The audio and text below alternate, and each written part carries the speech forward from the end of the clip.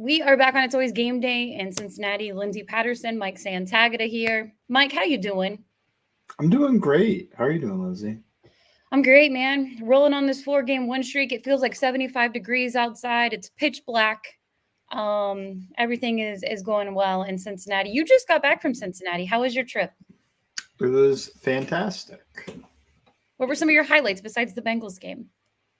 Well, it was, cool. I met Chad Johnson. That wasn't like a Bengals, like a writing type thing, where I just sat down at dinner at EO Kitchen.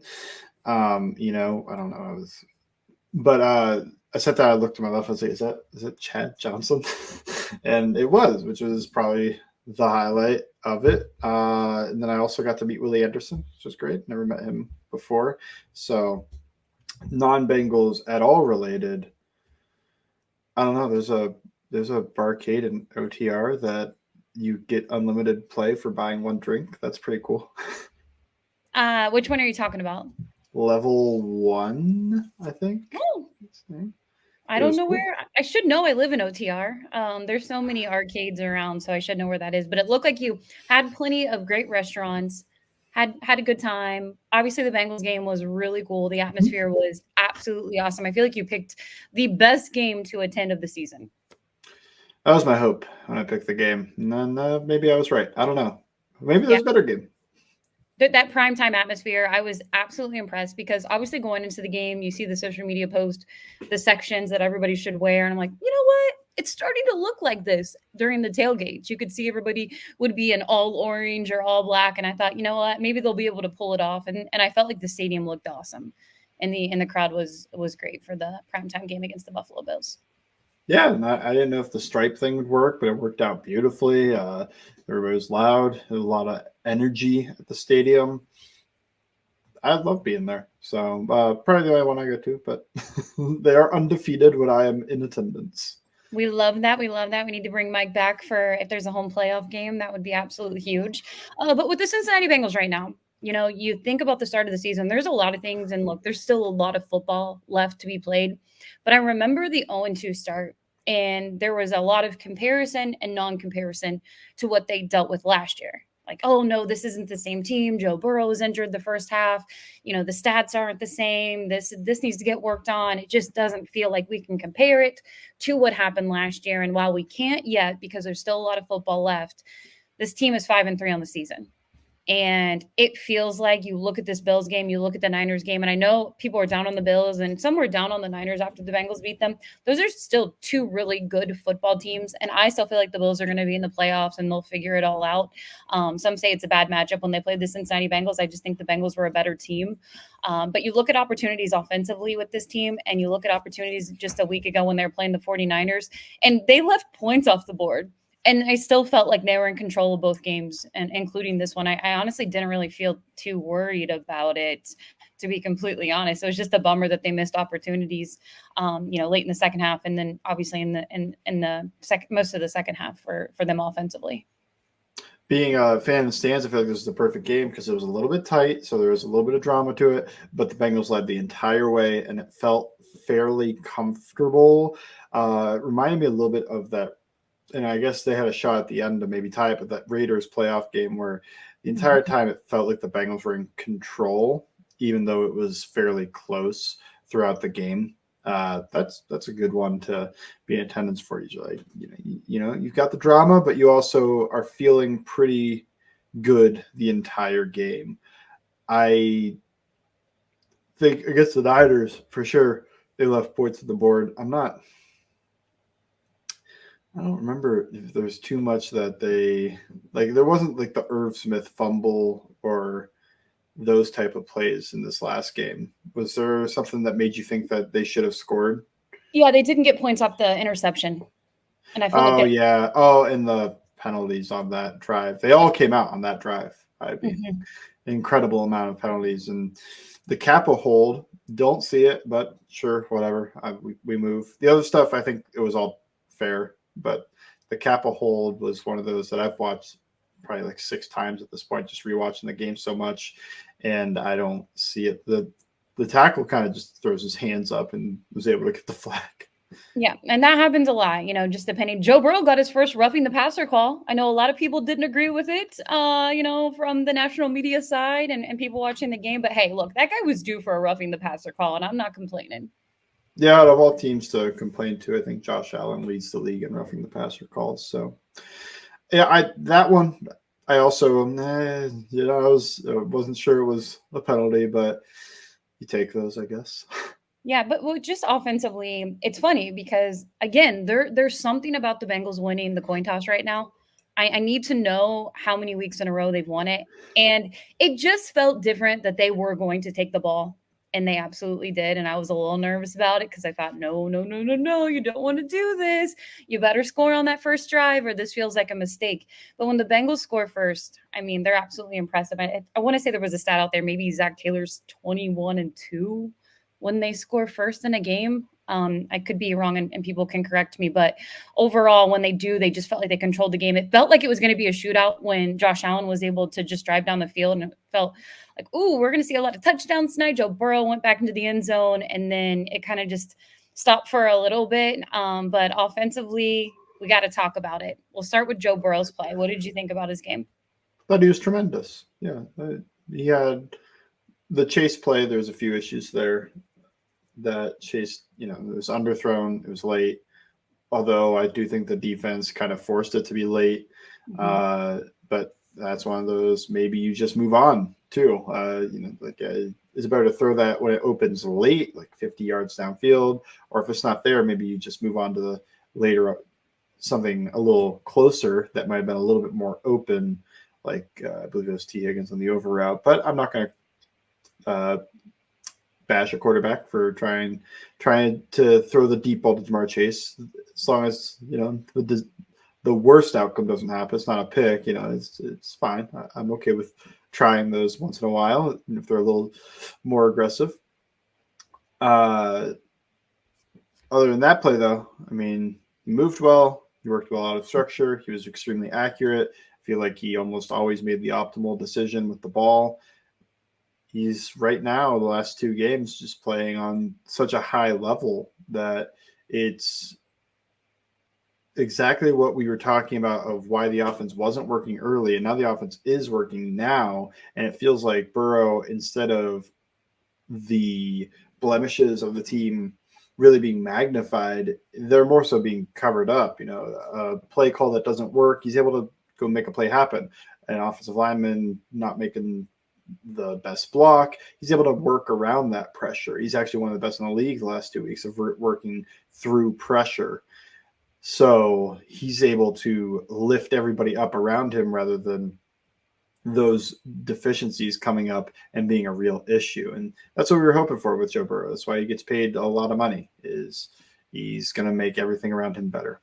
I know he's late to the party this year just because it was a month of a calf injury and missing most of training camp. But I feel like these next two games, and I'm not trying to overlook the Houston Texans, we'll talk about it later this week, but these next two games could put Joe Burrow right back into that MVP conversation. If you look at the MVP group right now, these are huge games. You get another AFC game. The Texans obviously on a high, and then you have the Baltimore Ravens on Thursday Night Football on the road. And I think the way he's playing over the last few games, it's worth just kind of putting him, maybe he's on the list now. You can point to Lamar Jackson, Jalen Hurts, the guys that have been performing all season. But Joe Burrow is, I don't know. I think he's playing like one of the top quarterbacks in the NFL right now. Yeah, I think the primetime games are huge because Josh Allen, stat-wise, and in most of his games has been good and really could probably be in the conversation. But right now, his odds have dropped all the way down to like where Trevor Lawrence is, and I think a lot of that has to do with, they played primetime. They lost to the Jets, and then they lost to the Bengals, and neither one of those games was he fantastic. On the other hand, while Burrow wasn't great in that Rams game, I feel like it's understandable because of the calf injury is pretty obvious he was dealing with in that game. And then he was lights out in a primetime game. Well, Thursday night, 2 weeks. Don't overlook the Texans are a good team. No. But in terms of the media and viewing Joe Burrow, it feels like that Ravens game could be a turning point because right now Lamar may be the favorite or at least one of the favorites and ahead of Burrow in the race. So if you are on Burrow MVP watch, I think that Thursday Night Football in 2 weeks is going to be probably the most important game, uh, at least until they play the Chiefs near the end of the year.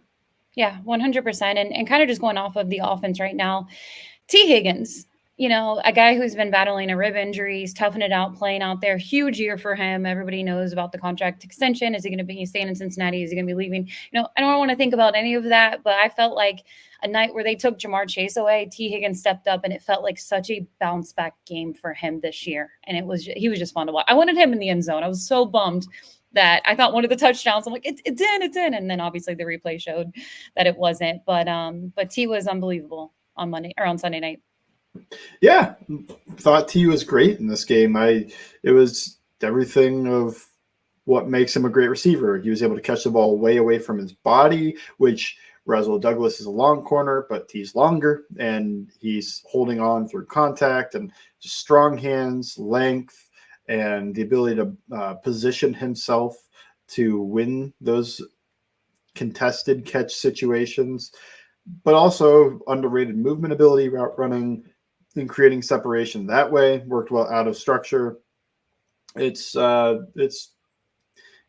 a lot of people think the Bengals have two number one type of wide receivers, is that when you focus and allocate your resources to cover Jamar Chase, you're leaving T. Higgins in a situation which he should thrive. And this was one of those situations. Other weapons, you know what? Just very timely after the trade deadline, because we heard it all season. This team, they have the worst tight end group. Irv Smith isn't a good free agent pickup. They missed this guy. They should have traded for a tight end. A night for the tight end group. If you would have told me, if somebody had in their parlay that Drew Sample, Irv Smith were going to score, Tanner Hudson, I felt like he had a really productive game. Where do we start with this tight end group from Sunday night? Yeah, Irv early was a real big factor, and he was, solid throughout the game. Touchdown was nice. He was aggressive. He was physical on the route. He was able to push into Jordan Poyer on the route and create some separation that way. He did a nice job. He had an issue with getting his feet down. Let's just leave the feet, and one cheek is 2 feet, as John Madden would say. So that made it easy. For him, at least, he didn't have to worry about it. And then Drew Sample, had the play of the game, really, and probably the best play of his career in this game, where he's just a little check release, check down, catch the ball, run, and then one-on-one in the open field against Taylor-Britt, and makes him grasp at air, jumping out of the way before scoring the touchdown. Thought Drew Sample was also really, really good in pass protection and good in the run game in this as well. And then Tanner Hudson, he's probably the most of like what they've had before, where Irv is just kind of shorter at 6'2", and Sample, he's not really a fluid receiver outside of the ghost of Gronkowski taking over him for a play. Hudson's big. He's tall. He's strong. He's able to catch, what the normal tight end stuff would be for this team. The past couple of years, there's a couple fake screens, so I'm not sure if that's translatable from 1 week to the next. Maybe that's just how the Bills are playing that. But overall, I thought he had a good game too. And looking at the group, maybe they can string together a combined competency rather than being an issue for this team. Yeah, it's encouraging. And, something that was it's something to monitor as we're recording on a Tuesday night. Jamar Chase, that throw that it felt like, man, it was nothing but green grass in the end zone. He was going to have 6. It felt like that special connection. We always see it from 9-1. And unfortunately, a little late on Joe Burrow and Jamar Chase. We don't know if that's what happened or that's when he hurt his back. Do know he's sore right now. We don't know what the injury is. Zach Taylor did talk to the media on Monday and said he's day-to-day right now. The Bengals will practice on Wednesday. This podcast will be out Wednesday morning. So more updates along the week. If they, send him out of practice, they manage his reps. But to be determined, because as of Monday, Jamar Chase just said he's sore right now. He's pretty sore. So that's definitely going to be something to monitor going forward. This team has been able to string together wins without him last year. They went 3-1 without Jamar. Was it 3-1 or was it 4-1? I'm losing my train of thought here. I'd have to. I feel like he could have come back, and he came back for the KC game. Right, he came back for the Kansas City game. He left. He didn't play the Browns game. So Panthers, Steelers, Titans. So 3-1. Yeah, 3-1, and obviously you don't want to be without Jamar Chase. He's their best wide receiver on the team, but that's definitely something to monitor. Do you have any thoughts about Jamar right now? No, I'm not concerned until it becomes like he hasn't practiced this week. Right now, I'm just assuming he'll play, and I assume he'll play at a pretty high level. But don't want to also ignore this because I did that a little bit for the Burrow injury, and that was serious. So hopefully it's all fine. Yep. To be determined. We'll have more when we record on later this week when we preview the Texans and the Cincinnati Bengals. But staying on the offensive side before we move over to defense, anything else that stood out for you?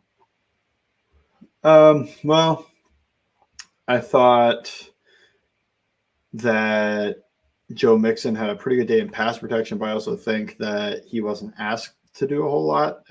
I mean, he was. It's just he wasn't asked to do things that he normally struggles with. He did a lot of the stuff he's normally pretty good at.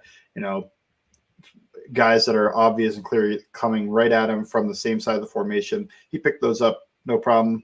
And he's always been a high effort, high physical guy to be able to make that work. But I want to give him credit too because he had a pretty good day there. And really that might be it. I feel like this was a really high motion shift, and for what people always complain about, creativity type of game from the Bengals offense schematically. They moved around a lot. They used a lot of motion to create some matchups for them. They even ran some plays I haven't seen them run before. So it was cool to see all of that, and they must have just been saving it a little bit for this Bills matchup. I don't know. Yeah. Offensively, just over the last few weeks, it feels like there's still a lot left with this offense. It was what we expected, but just Joe Burrow having time is going to be a game changer. Getting Joe Mixon, continuing to keep him involved, and then you have your wide receiver group. It was just so encouraging. My biggest thought was obviously Joe Burrow. I felt like it was a low-key 348 yards, to be honest, because you leave the game and I'm like, let me look at the stats. How did Joe do tonight? I know it was a great game and no turnovers or anything, but I felt like it was just such a low-key 348 for me personally. Yeah, I wasn't sure he had 350 yards after watching the game, but he definitely played really well. So it could have happened. It was just one of those, didn't feel like he threw the ball all over the yard, but he must have a little bit. Yeah, it was fun. I'm looking forward to them getting back home again on Sunday, but we'll move to the defensive side. Josh Allen, after that Jets game, we even talked about it last week. He was taking care of the ball. He wasn't turning it over because that's something that you really noticed from Josh Allen a lot last season and previous seasons. I mean, he's not afraid to just throw it downfield and see who's there. Great quarterback. I still think he's top three. It's Patrick, Joe, and Josh Allen for me. And look, that could change at the end of the season. But that two are my top three quarterbacks in the NFL overall. Josh turned it over. Cam Taylor-Britt making a play, and Cam Taylor-Britt over the last few weeks is showing the NFL, look at me in year two. And I think he's starting to be a real threat out there on the defensive side of the ball. Yeah, that play was the same coverage, and Cam Taylor-Britt in the same position, opposite side of the field as the interception he had against Allen in the divisional round. Cloud coverage in cover two. He's sinking with the go route. The concept is called Ohio in a lot of places, and famously, I think that Zach Theo did call it that in 2019 because Ryan Finley audibled into. He yelled out Ohio, and Marcus Peter played with the Rams the same time Taylor was there, and Peters knew what was going to happen, so Finley ended up throwing a pick six on that play. But that's what they ran, and it's just an out route from the inside and a go route must outside release go route on the outside. When you're the cover two corner, you are responsible for that out route, but you need to sync with the go. So he syncs with the go, and Josh Allen ends up just throwing it. And I think Cam Taylor-Britt knows Josh, it wasn't so much a bait as in like he's kind of sneaking up and trying to force him to throw it. He's just kind of sinking, and he sees Josh. He's like, Josh is gonna throw this. Like, I know Josh. Like, he wants the go route. He doesn't want to throw the 5-yard out. He wants to throw the big play. And once he did, he makes a great play. He makes a break on the ball. Great ball skills. Good play from Cam Taylor-Britt. That was definitely one of those R. Kelly moments from Josh Allen. Whatever that was, the mind was telling me no, but the body, just like he's looking at it and he's kind of like pumping it, like, no, don't do this, don't do this, don't do this. And he throws it and he just like immediately slumps over, like, why did I do that type of situation, which I can relate. But yeah, he had a Josh Allen, classic Josh Allen turnover and throw there where you probably shouldn't try to force those things, but it was a great play from Cam Taylor-Britt too. I think that was a high-level play. Want to see him keep up this breakout year, keep taking the hard assignments, the Diggs, the Metcalfs of the world, and try to do your best against them. I think he's been good this season. And he isn't afraid to get in their head a little bit, because we saw what happened with the DK game. And then I had to watch the game again, but just some of the highlights of seeing Cam Taylor-Britt look right over to Diggs after the interception. And he was just the biggest grin on his face. And that guy, he's physical. He's getting in their heads a little bit. And that's just what you want to see out of a cornerback who the Bengals traded up for. Ironically, they traded up with the Bills to get Cam Taylor-Britt, and he's had 2 interceptions the last 2 times that he's played them, and it's just been really fun to watch out of Cam. And when they put their number 1 receiver on him, it's just been a fun matchup for the Bengals defense. I want to keep with the turnovers right now, because you can always count on this team when it comes to turnovers, and it's been really fun. But the Dalton Kincaid, it was such a tight end night. If you would have told me Drew Sample, Irv Smith will have touchdowns, Tanner will be good, but the one tight end who's going to fumble the ball, and Dalton Kincaid, actually, he was pretty productive in this game, but fumbles the ball at a really important time in the red zone because of this defense. I know Jermaine Pratt was talking to the media after the game, or it was either after the game or Monday in the locker room. He had mentioned, look, I missed Dalton on that play, so I knew I had to go and make a play. And just credit to Jermaine Pratt for knocking the ball up when Nick Scott hit him in the air. So the defense overall, just a huge turnover for them, because it did feel like, oh, Josh Allen, they're getting in the end zone here, and it could have been a turning point in the game. Yeah, I mean, I thought on that play, you give up the 5-yard, maybe it was 10-yard completion. That's not the end of the world, but what a way to make up for it. Like, it kind of reminded me of when Travis Kelce got open and he's running down the field, and you lost that battle. Like, Travis Kelce beat you. He got open. He's running down the field. They have a first down. But the play isn't over. You can still win the war. And he forced the fumble on Kelce on that play. And this play, he forced the fumble on Dalton Kincaid. Also, just an insane forced fumble. I don't know if I've ever seen a guy punch the ball out as the other guy is flipped onto his head or upside down like that. That's crazy tracking. And I guess a reason to always try to punch at the ball is only good things can happen. Hey, look back at the Patriots game on Christmas Eve. They punched that ball out when it felt like the Patriots were going to score, game was going to be over, but this defense just never gives up. But they do practice that. They practice punching the ball at practice, so that absolutely came in huge. Lou Anarumo, obviously the king, I'd say the best defensive coordinator in football over the last few seasons. People can argue, but he's one of the best, and his defensive unit really feels like over the last 3-4 games getting it together and showing everyone they are a top unit in the NFL, and they're going to be really fun, kind of picking up where they left off the last few seasons. But we'll stay with the defense right now. When you think about the defensive line, what were some of your thoughts after the tape? I think my first thought is that BJ Hill and Sam Hubbard are becoming a dynamic duo on that right side of the offensive line, left side of the defensive line, just in terms of being able to create pressure, work together on these TE tech stunts. They ran quite a bit of them in this game, and they seem to almost always work. So this is big. I mean, we always think about how do you have somebody else besides Trey Henderson get all this pressure. Well, it doesn't have to just be winning your one-on-one rush. It could be these tech stunts and stressing the communication abilities of of two offensive linemen. And in this game, I thought, and in the Seattle game, they were huge. And BJ Hill has just become a real monster on these plays where really the penetrator is kind of the setup guy on this, and the looper is supposed to be the one that gets all the pressure, the sacks, whatever. But BJ Hill's been so good on these multiple times that he not only is able to set up Sam Hubbard for a clean shot at the quarterback, but he's also getting through and getting a shot before he even gets there. So I've been really impressed with those over the past couple of weeks. Now, they've worked together the past few years, but it seems like just now something clicked with all these stunts that they've been able to run, and they worked really well against the right side of this Bills offensive line.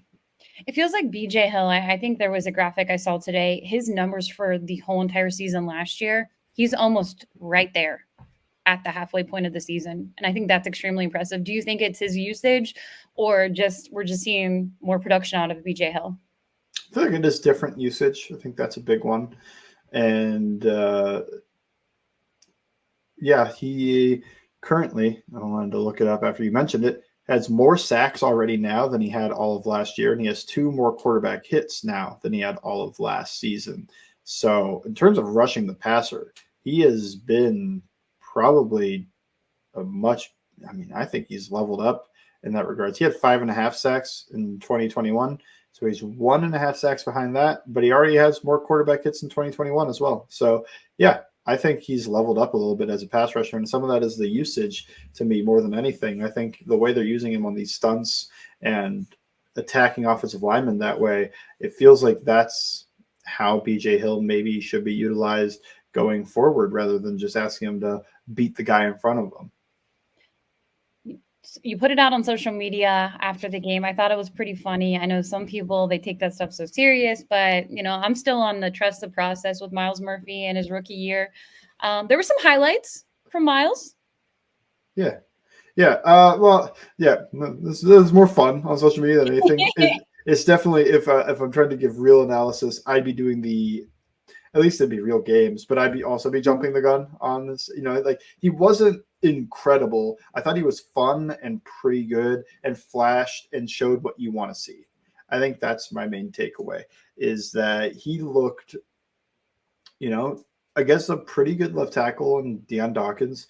He had some plays. I think he had at least, by almost all accounts, one pressure, because you get a hand on the quarterback like that and make him kind of hurry up his throw. This one, I tweeted it out. You can see he bull rushes Dawkins, gets to him, gets a hand on Josh, doesn't knock him down or anything, but he kind of grabs his collar as he's right after he's releasing the ball. I think that's a pressure by almost all metrics, but PFF even gave him an extra pressure. And I think there's a few plays you could argue the ball came out maybe a little bit quick, but he was winning and he looked like he was in control of a lot of these reps. He's doing all this when really his only move is just a bull rush and speed to power and trying to run through an offensive lineman. I think that's exactly what you want to see, because he's able to have that right now. And I think his hand placement and some of the drive has worked better in this game than it has earlier this year. But he's only going to get better. He's like a young 21, I believe, right now. Yeah. Yeah. So he's young, and he is going to be able to add on to this move set, his length and strength and athleticism. That's always going to be there. He's just going to get better as a technical rusher. The next step for him would be to be able to disengage after driving the offensive lineman back into the quarterback. That's what we're looking for next. And I'm sure it'll come. It's just a matter of waiting. I think right now he's been flashing and he's looked like a pretty good player. It's limited snaps. So I'm talking 2 pressures, and some people maybe think like, yeah, 2 pressures, who cares? Yeah. He played, I think, 10 snaps in this game. One of those, he was a quarterback spy. Another one, he slanted because it was a blitz. And one of those was a run play. So 3 of those, he had no shot of really getting a pressure. So call it maybe 7 pass rush attempts, and he got 1, maybe 2 pressures in this game. I'm trying to be conservative with the 1, but I think you could definitely argue for 2, like PFF did. That's good. That's really good production. I think people have to realize that it's an unpopular opinion because I think a lot of people want the rookie to be ready day one because they look at these other teams, really the tight end position. You see Sam over in Detroit, also Dalton Kincaid with the Buffalo Bills. But for the Cincinnati Bengals, they don't need Myles Murphy to be amazing his rookie year. This is going to be, he's going to develop, he's going to get the experience with amazing people on this defensive line on the defensive side of the ball, and he just doesn't have to be extremely ready right now. And I feel like he's only going to get better. Do you see a difference every week when he's out there, even though it's very limited? Yeah, I mean, I thought this was his best game, and I think it's not fully linear. It's not like every week he's a little bit better than the last week, but when you track over the course of the season, I think he's definitely at a better place now than he was week 1. And I still even think he was flashing early on in the year too. So this isn't like the first time it's happened. It's just this is probably the first time he looked fully in control of maybe over half of his pass rush attempts, where it looks like he's dictating everything and dominating, and depends on what the quarterback does. It's always a relationship there with how fast the ball comes out, where the quarterback is on the play. But overall, I mean, I thought it was a really good game from him, and I would say he looks better now than he did earlier. We'll go to special teams because it could be a big week. They could see the return of Charlie Jones. I know Zach Taylor said it would more than likely be this week. Last week, when a lot of people expected him to maybe get the call up, could be returning for the special teams unit, maybe a little bit on offense. We'll see what happens there. But Brad Robbins, he did pretty well on I keep calling it Monday night because of the prime time on Sunday night. I thought Brad Robbins showed some flash. Yeah, I mean, I agree. I thought Brad Robbins was good in this game, and it was something that I didn't think a lot of people talked about. I thought Brad Robbins in this game, the game played to his strengths. He mostly punted from around midfield, but he did a really good job on those. I mean, every single punt was inside the 20, and average position of about the 10. 1 punt outside the 10, or 2 punts outside the 10, 1 inside, I think. Not 100%. I don't 100% remember, but on those 3 plays, or those 3 series from the Bills, no points. They didn't allow any points off of a Brad Robbins punt. It was always backed up situation. And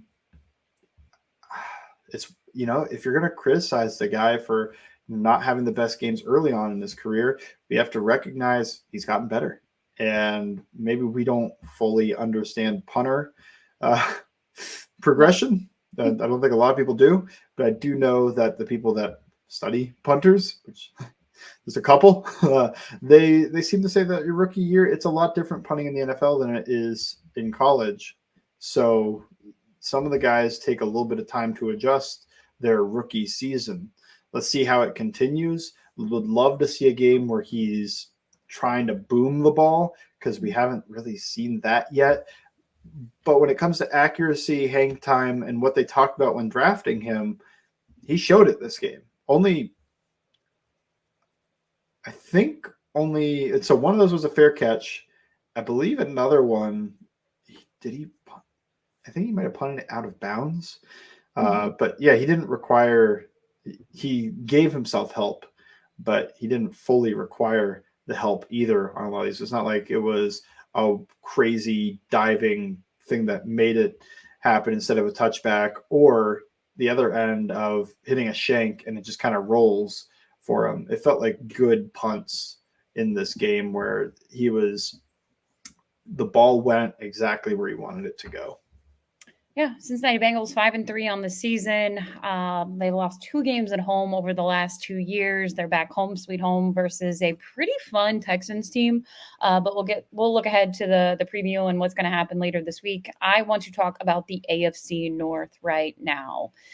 It's tough. If the playoffs were today, all the teams would be in the playoffs, which is absolutely crazy to think about. I was hoping maybe Seattle would give the Ravens a game, and it wasn't even close. The games that I thought they could drop over the last few weeks didn't happen. For me personally, it's the Ravens and the Bengals as the two top teams in the AFC North. The Steelers and the Browns have great defenses. I just don't believe in their offense. The Browns have been lucky in 2 games a couple weeks ago, and they're right there with all of them. And a huge game this weekend for the Browns and the Ravens. They'll face off with each other. The Bengals will see the Ravens on Thursday Night Football next week.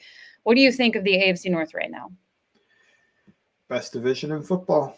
No other division are you 5-3 and at the bottom. So, Yeah. It would have to be somebody. If it's not the Bengals, the Browns or the Steelers would be 5-3 and at the bottom. I think it's a really good division. It's a really strong division all the way throughout, even though some of the underlying metrics for the Steelers don't point that way.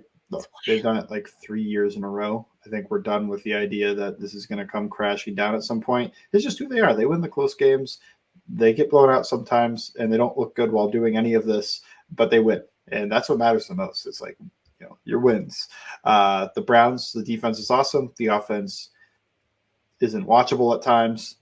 This past week it was, I think. I didn't really watch, so I don't know. But it seemed like they had a pretty good game against the Cardinals. Ravens might be the hottest team in football. I don't know. I mean, I know the Eagles have only lost 1 game, but it feels like the Ravens right now are just at this moment a juggernaut. We will see if that holds throughout, but they just seem like they are clicking and firing on all cylinders. That game against the Bengals on Thursday Night Football, neither side wants to look ahead because both are in games that they could lose. Yep. But that does feel like 2 unstoppable forces crashing into each other in a prime time slot. So that'll be cool. Overall, I feel pretty good about the Bengals' chances in the division. They may not fully control I think they might fully control their destiny if but they're probably not winning out. Yeah. Yeah. We said that last year, so you never know what could happen. True.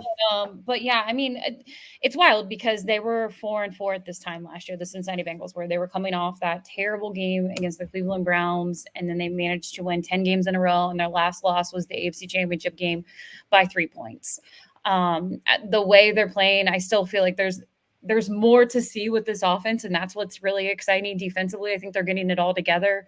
It's getting together at a really good time, and they always play well coming out of the bye, but they always kind of feel like a November, December, and January team over the last 2 years. And this is huge. These next 2 games are absolutely huge because after Baltimore, you get a little bit of a mini bye after you had the early season bye. And then it doesn't get easier for them. We've heard all season, man, you struggled. You started 1-3 on the season. You're supposed to win some of those games. And then you have the gauntlet coming up for them. And they just kind of play like every game is the playoffs when it gets to November, December, and January. It really just feels like that with this team over the last few years. Yeah, who knows how sustainable it is to always win these tough games later in the year. But we'll see.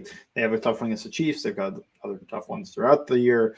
The Jags, another division winner that they will play against.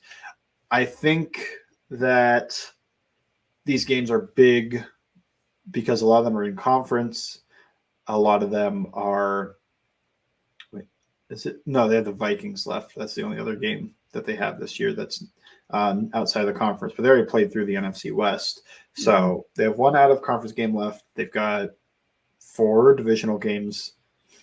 Yeah, 4 divisional games left. And then both of the other, they already beat 1. Well, they don't play the Dolphins. Dolphins are division leader right now. Dolphins could win the AFC East, especially with the Bills dropping another one when they could have caught up to Miami. You want to win those head-to-head matchups because that's your first, I believe it's your first tiebreaker if you're in this exact same record as one other team. If another team is tied with them, then it becomes something that I think it's a conference record, and their conference record's a little bit shaky because they lost.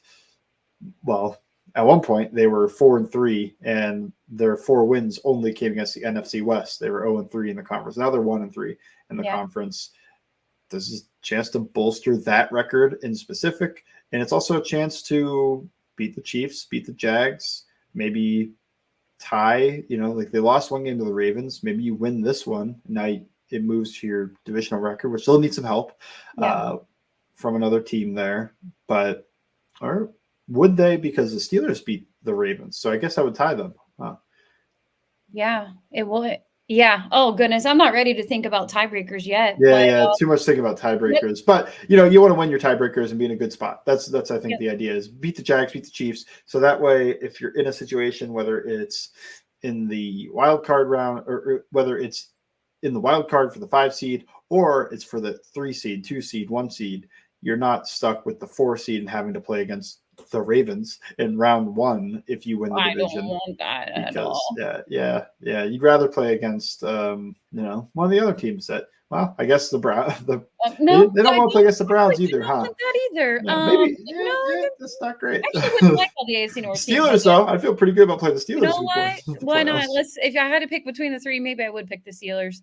But it's crazy. One more quick thought on that. You know, the matchup I kind of want to see, and I feel like I would say it feels like it's going to happen, and it would be the Ravens and the Kansas City Chiefs in the divisional round, and one Certainly of could them. happen. Yeah. Yep, and say Wow. Cincinnati was playing someone else, and they played in the divisional round too. That would definitely, I think, require the Bengals to win the division because the Chiefs are probably going to be a high seed. So Yep. they'll only play against the Ravens if the Ravens are also a fairly lower seed, because otherwise it'll be Bengals Ravens in the divisional round or Bengals Chiefs in the divisional round could also Kind of like that. happen, you know, that Kind of like that. I'm not gonna lie.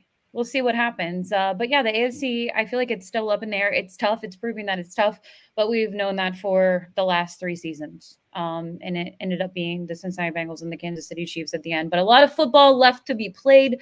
I am so pumped to talk about this matchup versus the Texans because they get a CJ Stroud, who I feel like is the rookie of the year right now. He's been playing a lot of fun football. And then Joe Burrow, who's been lighting it up over the last few weeks. So we'll have more later this week. I know you'll have content over on All Bengals. What's going to be up there? I'm going to do a Myles Murphy check-in. We love that. We love that. Make sure you go check it out. He probably won't be rookie of the year, but you know what? Would require a lot more playing time. But we love that. We love that from Myles Murphy. Trust the process. Make sure you check it out over on All Bengals. You can follow Mike over on Twitter, Bengals_Sands. You can follow me at LNDS Patterson. We'll be back later this week to talk Bengals Texans on It's Always Game Day in Cincinnati.